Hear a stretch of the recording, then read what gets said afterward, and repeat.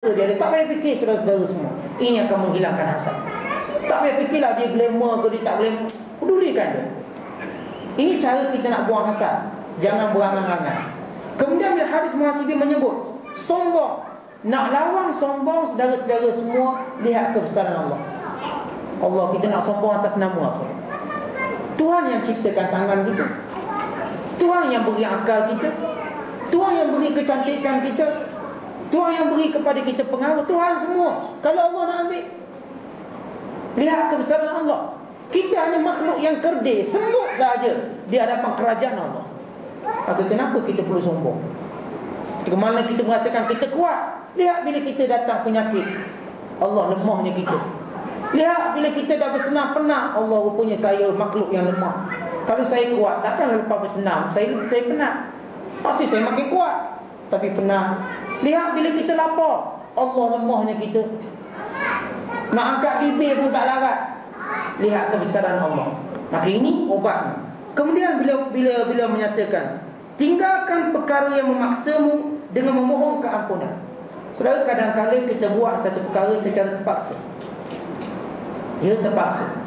Si kata, Ustaz, saya terpaksa buka aurat. Suami saya tak suka saya pakai tudung. Si suami kata, Ustaz, saya terpaksa buat pinjaman riba sebab isteri saya nak rumah, macam mana pun dia nak rumah. Maka saya terdesak, saya buat pinjaman riba sehingga saya tak sempat nak fikir pinjaman Islam. Saudara, bila kita seperti dipaksa dalam semua keadaan kelakuan kita, banyakkan minta ampun pada Allah. Memang manusia ada keadaan dia terpaksa. Semua manusia ada keadaan-keadaan dia terpaksa. Ada seorang hamba Allah kata, Ustaz, saya tak nak bersanding, tapi saya dipaksa bersanding. Mohon keampunan. Jangan biarkan terpaksa hanya terpaksa. Saya pernah dipaksa, habis lepas tu apa? Dah orang paksa saya, terima dah. Selalu minta keampunan. Untuk menunjukkan apa yang kita paksa itu kita tak redha sampai hari ini. Bukan kita tak redha pada hari kita dipaksa saja, sampai hari ini kita tak redha. Kerana itu jangan biarkan orang memainkan agama kita dengan paksa. Setiap kali kita terpaksa, kita dipaksa, maka mohon keampunan.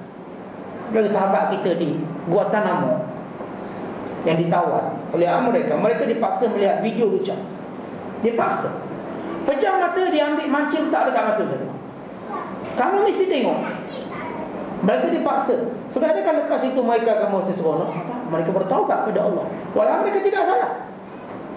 Mereka tak salah apa-apa. Mereka dipaksa buat macam-macam perkara yang haram, yang langgar agama mereka. Dipaksa duduk atas Quran. Mereka tidak mahu melakukannya. Mereka dipaksa. Dan memang tidak ada dosa di sisi Allah, tetapi mereka mohon keampunan. Maka demikian juga kita. Kalau dalam hidup kita ada waktu kita terpaksa. Kita terpaksa beri rasuah, terpaksa. Bukan nak bagi, terpaksa bagi rasuah. Kenapa? Kita nak ambil hak kita. Mereka yang cuba menutup hak kita. Umpama kita seorang peniaga kecil, nak cari rezeki bulan Ramadan, nak gerai, dia kata bayar RM200. Mungkin bayar lesen RM20 je sepanjang Ramadan mungkin. Awak kena bayar saya RM200, RM2,000. Tidak, saya tak kasih. Sebab kita ingin mencari sesuatu rezeki. Itu je ruang kita ada. Dan kita terpaksa memberinya. Kita memberinya dan kita bertaubat. Oh, kita tidak ada tuan, tapi kita terpaksa. Ini saja ruang kita mampu untuk mencari rezeki. Saudara, perkara ini berlaku dalam banyak ataupun berlaku pada ramai orang. Saya ambil contoh saya sendiri di Universiti Al-Azhar. Saudara tahu Universiti Al-Azhar di sebalik kehebatan mula, tapi rasuah banyak. Bukan ulama suruh bagi rasuah. Ini yang bukan ulama yang ada masalah, yang mengkotorkan imej Al-Azhar. Nak buat urusan kena bayar. Apa pun urusan saudara buat kena bayar. Tak bayar dia takkan buat. Walaupun kita berhak, dia akan minta. Kalau zaman saya RM1, sekarang saya dengar bukan RM1, RM10, RM20. Nak buat urusan mesti duit. Tak bagi dia tak buat. Saya pernah berkata pada beliau, saya pernah kata pada, kami panggil kerani ni, ablah kerani. Saya kata, demi Allah saya tak akan bagi rasuah pada awak. Kenapa awak tak nak bagi rasuah pada saya? Setiap hari awak kena beratur. Saya beratur seminggu. Hari ni, lusa, seminggu tepat. Untuk mendapatkan, bukan nak dapat projek 1 juta, bukan projek. Saya nak dapat kad pelajar, yang kita sebut karniah, kad pelajar. Sebab apa? Saya senantiasa ditahan dekat pintu pagar.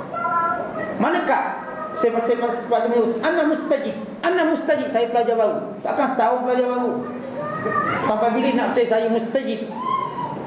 Mustajib ini pelajar baru, mustajib. Akhirnya dia tak bagi saya masuk. Terdesak untuk bagi rasuah, tapi saya sudah bersumpah saya tak akan bagi rasuah. Ini cerita kecil saja, satu contoh kecil. Ada sahabat-sahabat kita yang mungkin tidak mampu, tak mampu, terpaksa bagi, tapi istighfar selepas itu. Kita tidak haram bila kita terpaksa, kita diharuskan. Tetapi selepas itu istighfar supaya dia tak menjadi mainan hidup kita, supaya tak jadi kebiasaan. Setiap hari rasuah, tak terpaksa ni terpaksa. Orang belum lagi minta, terpaksa ambil. Orang belum lagi minta, dia seolah macam apa? Mesti kena ulur, ni terpaksa. Sebab itu kita bertaubat, supaya benda-benda terpaksa bukan menjadi mainan kita. Sesekali, sebolehnya kita elak. Tapi kalau tak mampu elak, buat dan taubat. Kerana kita tidak berdosa. Namun supaya tak meninggalkan bekas dalam hati. Itu penting, bekas dalam hati. Kemudian